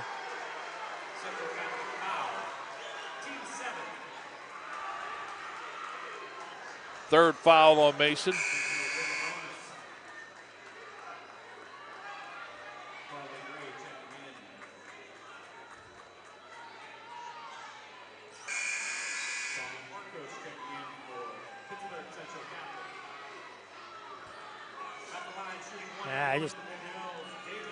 Central Catholic's going to have to start hitting some shots, get back to the. Still early enough, you can work your half-court offense and get the down low points, but if this lead doesn't dissipate, they're going to have to hit some outside shots. They haven't hit a three yet. And missing the 1-and-1, Stevens. Nedro gets it to half court, then was trapped. Good job to get the pass underneath, but missing the bunny is Turan. Up the floor, Penn Hills. Long home run pass. Nice job by Spencer to control it. And gets it out to Fulton. Smart play. Stevens. And they just play keep away now. Quickness, team quickness. Ball knocked away. Spencer gets it back. And Dan DeRose calls time, thinking that his team was in jeopardy of turning it over. They lead by 9 with 5:21 left. Yeah, you know what? I think that's a smart timeout because they're back into the slowdown. They're getting out of trouble, but, Central's starting to pressure them and trying to trap, as you said. I like the way Penn Hills is playing. I think he wants to make sure his team keeps this up because he's seen so far this game spurts of good and then spurts of bad. Get a lead, play well, boom, turn it over, and he doesn't want them getting back into a rhythm of turning it over and then Central Catholic dominating. So he wants to make sure he gets his message across. This is Penn Hills' game to win right now. Central Catholic's going to have a lot go right for them. They're going to have to make some shots. Right now they're in foul trouble, but Penn Hills not great from the line, so everything points to Penn Hills winning this game, but long way to go. Winner of this game moves on Wednesday, semifinals against the winner of the game to come later here at Canon-McMillan, Mount Lebanon against Latrobe. The winner also secures a berth in the PIAA state basketball playoffs. The loser, season not over yet. They are in limbo and will have to wait and become fans of the winning team. Yep. If Penn Hills holds on to win, Central Catholic will qualify for the state if Penn Hills makes it to the championship. If Penn Hills were to lose in the semis, Central season would be over. Back to the old way of doing things. Yep, 6 teams qualify for the state playoffs in 6A. A steal by Cole Mason. And then he is fouled. First foul on Cam Wiley. I like the old way of doing things. The consolations and playoffs were nice, but there was a lot of teams that just weren't into it after they lost. And it's nice covering consolation games and extending seasons, but maybe they'll go back to that. I don't know. Well, they won't as long as there's 6 classifications, right. I can tell you that. Nedro in the paint, floater, no good. That's a shot you got to make. He's soft on that. Central Catholic just not playing well down low. They've missed their last 2. Fulton looking like Curly Neal out there, avoiding white jerseys, and then finally fouled. Fouls are piling up. Time is running down. Boy, Central Catholic missing 2 in a row down low. Just not good for them. First foul, Carlin Gray. Penn Hills can win this game at the line. They are 1 of 2 here in the fourth quarter. Third quarter, they were 2 of 4. They are 3 of 9, 4 of 10 right now, so still 40%. Free throw good. I think you're going to see a lot of number 1 and a lot of number 2 for Penn Hills at the line here in the final 4.5. Actually, final 5 minutes. 4:56 left as Fulton makes them both. Still a ton of time. But you feel the wind, almost like the wind has come out of the central balloon. Nedro on the drive, layup is good. Need more of that. First points of the fourth quarter. 44-35. 4:38. Stevens gets it to Wiley. Back to Stevens. And he is knocked over by Carlin Gray. You know, you want to play tough D. Again, we're not talking like a minute 25 left in a 3-possession game. You have 4:25 left. You can still play good D without feeling you have to foul. I agree. I think they're fouling too much too early. But then again, I think Chuck Crummey realizes he's got to get the ball back. But now they're hitting their free throws. And Penn Hills will be double bonus the rest of the way. Stevens hits the first 10-point lead. Things got out of control at the beginning of this quarter. A couple quick points by Stevens, Spencer, and Mason. Second shot no good. Offensive rebound for Penn Hills. And again, they go in keep-away mode. Wow. And again, a quick foul. Fulton fouled by Nedro. And Chuck Crummey just puts his hands up. I mean, it's amazing. I thought at the start of the third quarter, Penn Hills took control of this game and was going to run away with it. But then they turned the ball over so much, they pulled Central Catholic back into it. Now it's all Penn Hills and Central Catholic struggling in every facet of the game. And just too many fouls, and we're a long time to be shooting 2 free throws. Yeah, this has got the makings of death by 1,000 paper cuts right now. Exactly. And now all of a sudden, Penn Hills really starting to hit from the line. And their fast break was working. They might be tipping off that third game here this afternoon around 8 o'clock. Yeah, I agree. It's going to be a long day here. 47-35 turnaround shot, no good by Turan. Another in-close miss. Yeah, they've missed 3 of the last 4.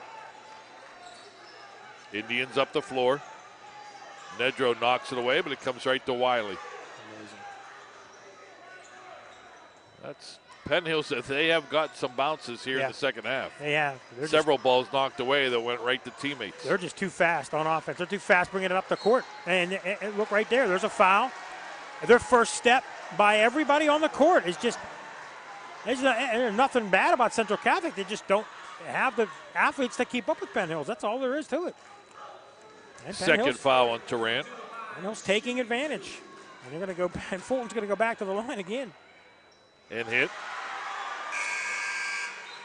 Girls 5A final, defending champs advance. Chartiers Valley beats West Allegheny 49-42. Those two were section foes that split during the regular season. 3 rematches at girls 5A quarterfinals. Second shot good.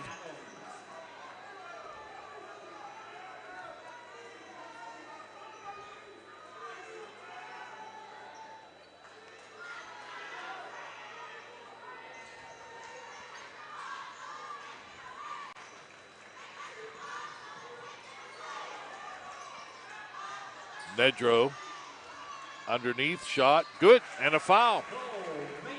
Cole Mason with the bucket, and he'll go to the line. I think if they hit some shots like that early in this quarter, don't miss the bunnies they missed, they're within 5 or 6. But down 12, another missed free throw. Penn Hills was the 4th seed in the postseason a year ago. Played North Hills. Layup is good by Miles Yarborough. Played North Hills in the quarterfinals and lost 59-58. Driving shot good by Nedro. Then when North Hills lost in the semis, that ended Penn Hills' season to the surprise and disappointment of many. Dan DeRose early last year said that when they were undefeated, we have the kind of team that can go up, be undefeated and win not only a WPIAL but a state championship. And for them not to win one postseason game was a bit of a surprise. So maybe a little chip on their shoulder coming back to this point here again this year. And this year they started out 14-0. Look like that kind of team again, and I won't say struggle, but 6-3 down the end of the season, losing to Latrobe, Fox Chapel, Woodland Hills, all section games. And I think it's good to get a loss or two. You know, go undefeated, the pressure becomes, so much on the kids in the organization, and especially when you get to the playoffs. If you lose in the playoffs after being undefeated all year long, it's like, what did we do for our season? You know, and there's Quaker Valley. That's the team that's going to be like that this year. But Penn Hills, if they keep playing like this, hitting their free throws, hitting the shots from the outside, running the fast break, it's going to be a tough team to beat if they can win this game. And right now, Central Catholic's going to need a lot to go right. I mean, they're going to have to hit some threes because they can't trade points right now. They're going to have to foul. And unless Penn Hills gets back into a missing 4 out of 5, 5 out of 6, the only way they're going to have to hit some threes and hope and get some turnovers. A lot's going to have to go right for Central Catholic. We've seen it happen before, but 12-point deficit, 3 minutes to go is a long, long way to go. 3 minutes left. Indians with the basketball. Oh, over and back. Yep. Nope, Penn Hills timeout. Oh, timeout. Okay, I thought it was over and back. Well, they're going to use their timeouts. Not sure what Coach DeRose saw there in the 7 or 8 seconds it took for the Indians to bring the ball up across the timeline, but you know, you have them. Why take them home with you? We're not going to get a. You know what? And that's the thing. They set the second game at 1:30, but when you start at 12, I mean, I've been. Most games don't end in an hour. Most games, hour and 15, hour and a half. So this is about what most games end. Kind of surprised that they went. But that's what they do. They set it that way because sometime a game gets over. But this second game probably won't start till at the earliest 1:45. Probably later than that. Defending champs advance. Pine Richland beats Fox Chapel 48-39. They will play either Canon-McMillan or Woodland Hills in the Final Four next Wednesday. Stevens, and now pass Sales. Keyshawn Adams throws it away. 8 pretty good teams left, and now it's dwindling down. We'll have a Final Four before the afternoon is over. 2:47 left, 51-39. This game was tied after 1, tied after 2. Looked like it was going to be tied after 3. Stevens, a pair of free throws with 1 second left, put Penn Hills up by 2, but this fourth quarter has been dominated by the Indians. And they lead by 12. And a foul away from the basketball against Penn Hills. Yeah, see that kind of stuff now, you're up by 12. You got to be smarter than that. Man, the only way you're going to lose is if you just, it sends them to the line, but you stop the clock, you send them to the line to get free points. You got to be smarter than that. And that's going to be number 5 on Keyshawn Adams. Yep. So Adams will foul out. With no points. On a play away from the basketball.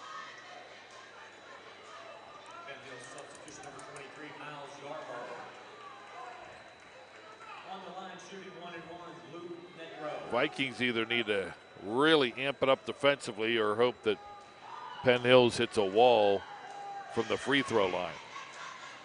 And they need to start scoring almost every time they get the ball, which they have not done here this afternoon. First shot good by Nedro. It's 12 for him.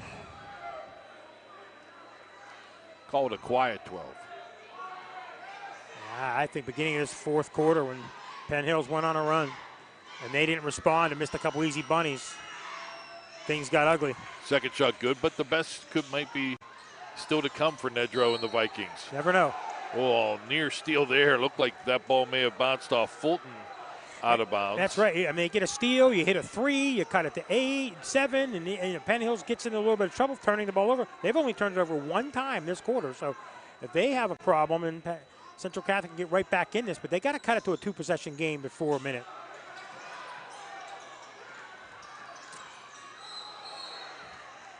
Yarborough. And if you're Penn Hills, you get the ball in the.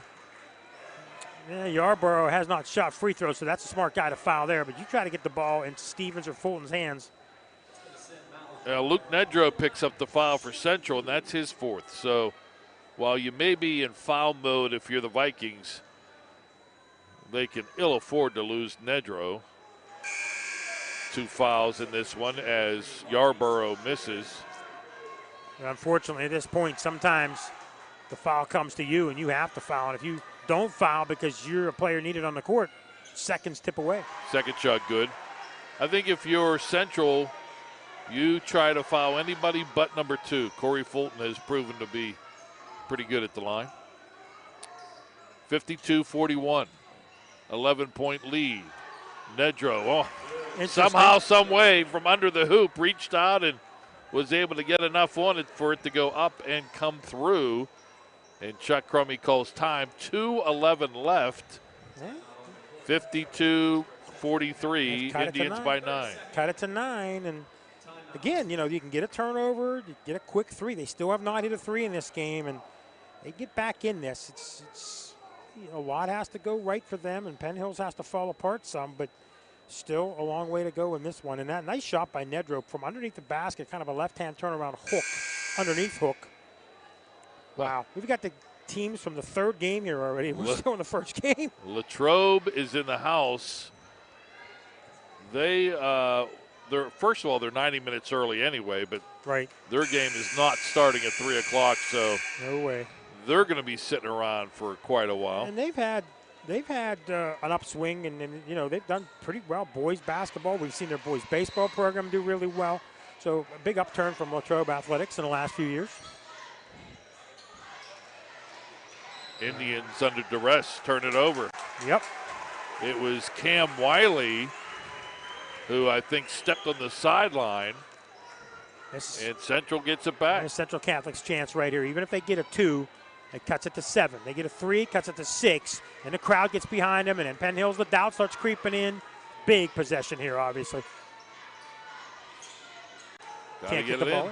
Yep, finally due to Nedro. Nedro drives into a double team, and he is going to be fouled.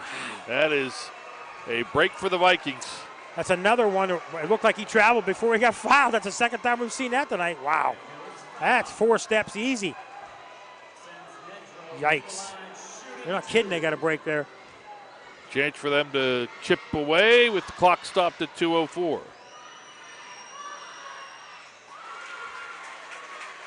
First shot. Good. It's been all Nedro this fourth quarter. Only 2 points from anybody else, and that's Mason. So their best player's taking it upon his shoulders to try to get this team back in the game. Second shot, no good. Rebound, Stevens ripped it away from Brandon Boyce. Fulton with under 2 minutes left. Lobs it ahead, Spencer now. Wiley and the Indians once again spread it and play keep away. Fulton pass off Stevens into the backcourt. It's over and back with 1:45 left. Penn Hills is pulling them back in again. This is just like the third quarter, but a lot later. All of a sudden, Penn Hills with a couple quick turnovers. Central Catholic has to take advantage. Shipman into the forecourt. Nedro launches a 3. Rim no good. Tip controlled by Central. They get it back. Another 3. Rim no good. That one by Tarrant. One of the Vikings ends up on the floor. Whistle. They're going to call Nedro, and that'll be his 5th.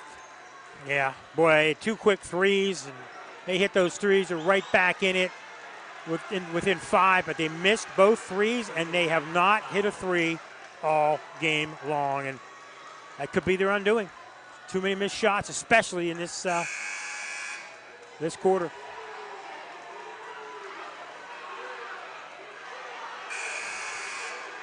Now Nedro has something to say to the official that the official didn't appreciate. Well, a lot of people from Penn Hills here, too, letting them have it.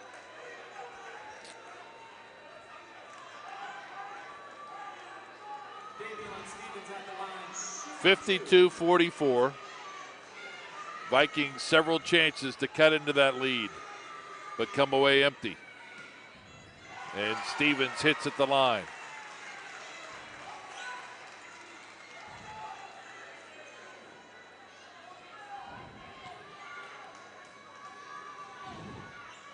Second shot, good. 10-point lead, 54-44. 3-point shot, no good by Mason. Follow-up Mason, good. Central calls time with 1:24 left, and we're back to 8 at 54-46. Central Catholic made its own bet. This game turned when, and again, third quarter and fourth quarter when Penn Hills just used their athleticism and pushed the ball up the court, made easy layups, made it look easy. And I'll say this, Mike. I think Central Catholic, at least through three quarters, defensively, hung in there. was on the same page as Penn Hills. I think both teams played strong defense. Both teams took advantage of bad decisions by the other team. True. But in the end, it came down to the Vikings just not making enough shots. Exactly. As Penn Hills started to pull away in the fourth. They didn't respond like they did in the third. That's what I was going to say. Yeah, I mean, they responded when Penn Hills was getting their quick points, and then Central Catholic getting their half-court offense, down low to Nedro in the third quarter, down low to Mason, down low to Tarrant. Farkas gets fouled, and he's been non-existent pretty much in the second half other than those two foul shots. But then they missed 3 out of 4. They've missed their first 2. Penn Hills got that lead, and then it's 3 out of 4, and before you know it, they make a couple foul shots, and a 1 to 2 point lead all of a sudden becomes a 6 or 7 point lead. Now you're forced to foul. They started fouling and fouling way too early, I thought, and you did too. Penn Hills hit their free throws, and Chuck Cummey rolled the dice. Let's hope they keep missing free throws. They didn't. Next thing you know, you're down 9 or 10, and game's pretty much over. That's how hoops goes. Inbound pass knocked back out by Tommy Farkas. So now the number 4 seed in the 6A boys will be 0-2 in the first 2 years of 6A. Maybe. Turnover Central Catholic has it. We shouldn't count the Vikings out yet. 75 seconds left. Shipman almost lost it, gets it back, and it's called for the travel. Miracles can happen, Don, but that's a 4-possession game. No, it's just not there offensively for the Vikings. It's not enough time. I mean, you can hit a couple of threes and hope they miss free throws. But Penn Hills has given them opportunities to get back in this game. But Penn Hills has then defensed it well. They played good defense, and they're not letting it be easy. Fulton, long home run pass to Stevens. Stevens double-teamed and fouled. Sending Brandon Boyce tumbling. And I think, when you set the rules at 10 fouls and 4th foul on Boyce, by the way. It's the incentive is not to foul, but it doesn't matter. You keep fouling. It's extended games like this. I think the intentional foul is not called enough. And if you call intentional fouls and a team gets the ball back, you're not going to foul as much. And, you might not get back in the game, but it's kind of slowed the game down a bit.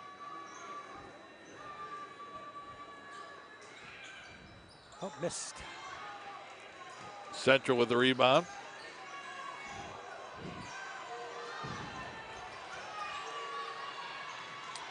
Up the floor. They get it to Gray for 3. Ugh, brick no good. Rebound up and in by Mason. 55-48. And Fulton fouled again. Will head to the line. It's just not enough time. Just not enough. What are we at? 7. You know what? He misses a free throw. Even if you hit 2, it's within 5, and that's a 2-possession game. He's got to miss this free throw, though. Farkas' 4th foul, by the way.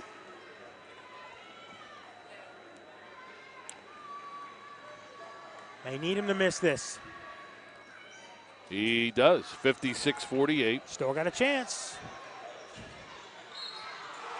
Steal, no. Foul by Fulton. That's going to put Central at the line. You know what? I mean, okay, they get 2. They cut it. Yeah, got to make these 2. Got to make these 2 or making a miss. Got to hit a 3, but Penn Hill still has to miss free throws. Just too much, not enough time, I don't think. They're creeping back, but. Mason at the line. First shot, no.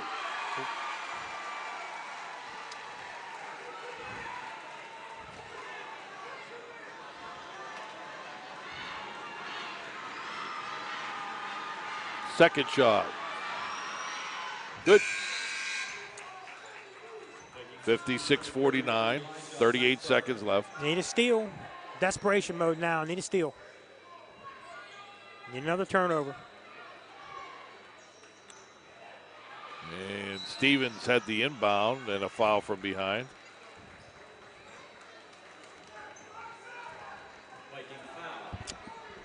Dan DeRose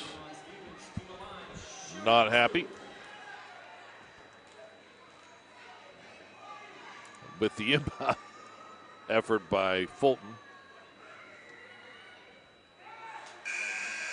Stevens free throw, no good.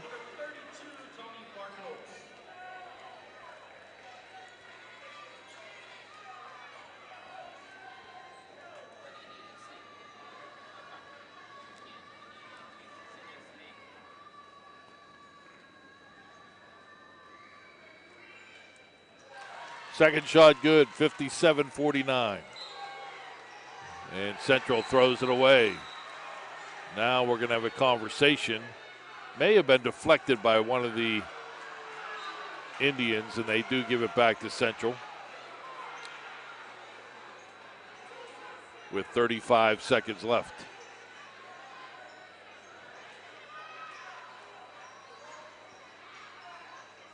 Boyce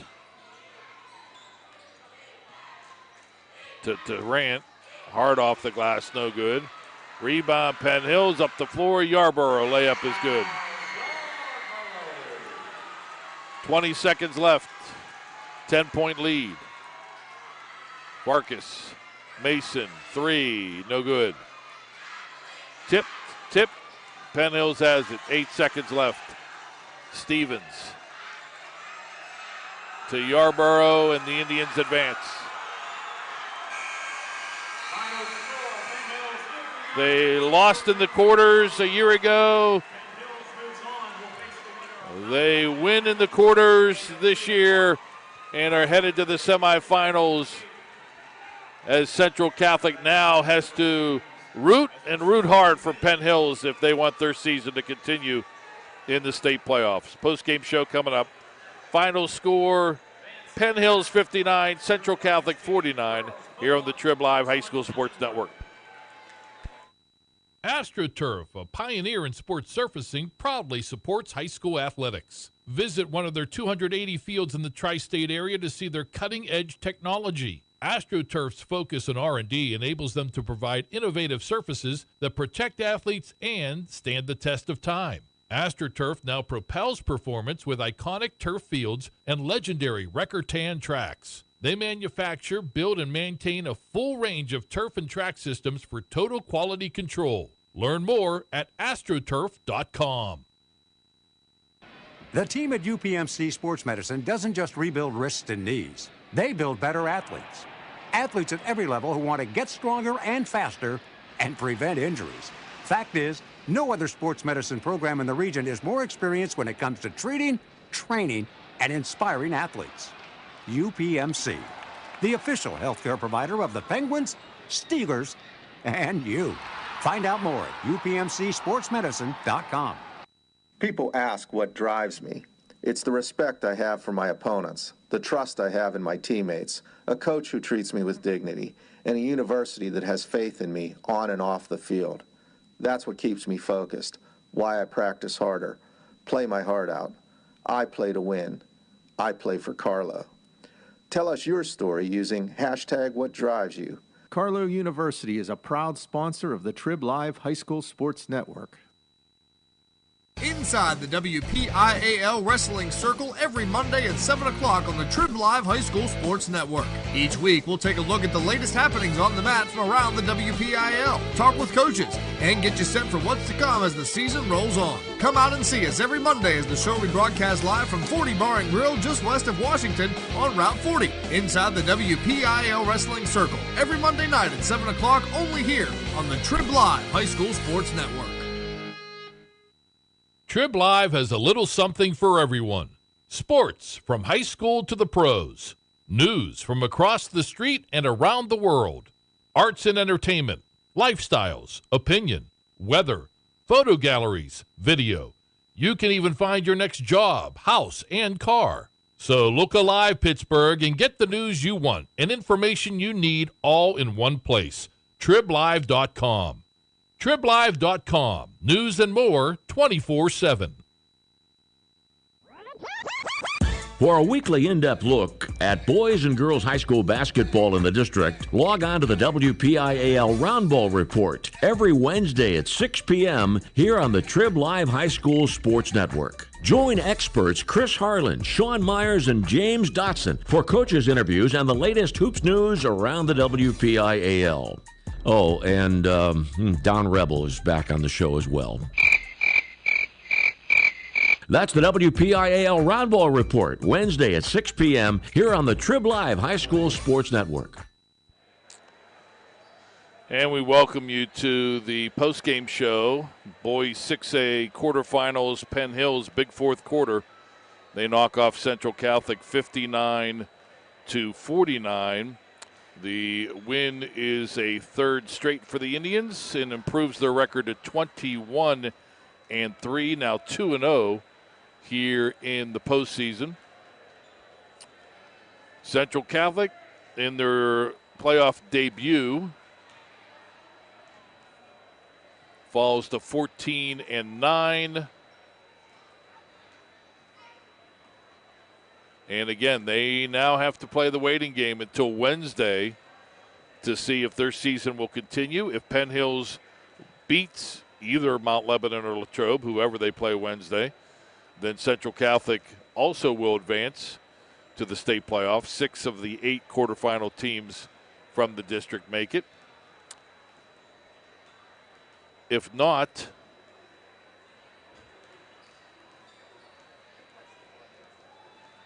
then the Vikings season is over. All right.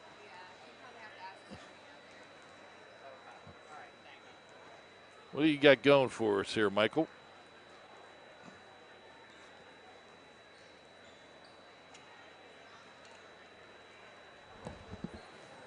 Talk to Coach Dan DeRose. All right.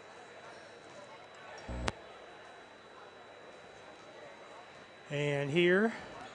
This is our, let me set it up while you set it up, so to speak. Our Comcast, or our postgame interview sponsored by Carlow University.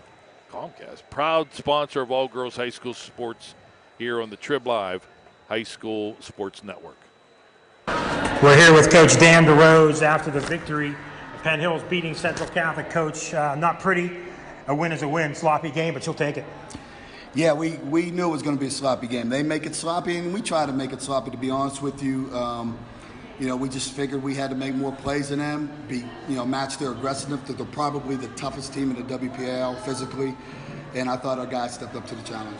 You guys had a good start to the third quarter, then turned the ball over. They got back in the game. Great start to the fourth quarter. They missed some shots, and you guys took control, and then you started making your free throws, which was the key. Yeah, and we really worked on the stall. They took us out of our offense a little bit. And I figured I went to the stall a little bit early. I said, I'll take my chance. We handled the ball pretty good. We're actually a pretty good free throw shooting team, even though we didn't show it tonight. But I put the hand in those guys at the free throw line. Corey Fulton, consistent throughout, hit the free throws at the end. Took a while for Davion to get going, but he had a great second half. Yeah, I think he's pressing a little bit, forced a couple shots. Instead of being more under control, I tried to get him, going with the alley-oop right off the beginning of the third quarter, maybe to get him going a little bit. But he's still the best player in 6A. Last question, team quickness. You guys were just quick on defense, quick on offense. They had a tough time keeping up with you, and eventually it caught up to them. Well, that's the make of this team, is we got to use our speed and quickness to force a lot of turnovers and just beat people up and down the floor and get after it. Coach, congratulations, and good luck the rest of the way. Thank you. Coach Dan DeRose from the Penn Hills Indians. We're here with Coach Dan DeRose. All right. Job well done, Mike Azadian. Our Thank you, sir. Carlow University post-game interview. Well, Mike's job's not done. Mike's doing yeoman duty here in the post-game. Time for our scoring recap, sponsored by UPMC Sports Medicine, powering the Stay Strong and Play On program with Trib Live High School Sports Network as Mike tallies up the numbers. I will remind everybody that, again, the Our championship coverage, our playoff coverage continues. Monday, Tuesday, Wednesday, quarterfinals, boys and girls. And then Thursday, Friday, Saturday, if you enjoyed our video cast here, our video stream this afternoon, then you will enjoy our championship coverage. First time in many years that the WPIAL Basketball Championships will be available live as far as video is concerned. Check us out from the Peterson Event Center. We are also going to have a new system that we're excited about as well, fingers crossed. And it's going to be an enjoyable experience for all the fans coming up next weekend at the Peterson Event Center. Time now for the scoring recap, Michael. Pittsburgh Central Catholic, they turned it over 21 times in scoring. It was Brandon Boyce with 3, Cole Mason with 13, Luke Nedrow with a game high for them, 16, 9 for Justin Tarrant, 6 from Tommy Farkas, and 8 from Tommy Farkas. And for the Penn Hills Indians, they were led in scoring by Corey Fulton with 25 at a tremendous second half. Davion Stevens with 9. Tyree Spencer with 4. Miles Yarborough with 7. Daryl Mason with 4. And that is the scoring recap here tonight, Don. Check out our website, tribhssn.triblive.com. Every day we got all kind of things going on, not only here in the district playoffs, but throughout the state playoffs as well. Great job, Jess Levo, our videographer, Mike Azadian, my partner. I'm Don Rebel. Thanks for tuning in. Final score, the Penn Hills Indians 59 and the Pittsburgh Central Catholic Vikings 49. You have been listening to exclusive coverage of the 2018 WPIAL basketball playoffs on the Trib Live High School Sports Network. Sponsored by UPMC Sports Medicine, home of the Stay Strong and Play On program. By Seton Hill University, This Way Up. By Excella Health, proud sponsor of the Trib High School Sports Network studios. By AstroTurf. By Carlow University, sponsor of the 2018 WPIAL girls basketball playoffs. And by Trib Total Media. For updates on the path to the Pete, log on every day to tribhssn.triblive.com. The preceding has been an exclusive presentation of the Trib Live High School Sports Network.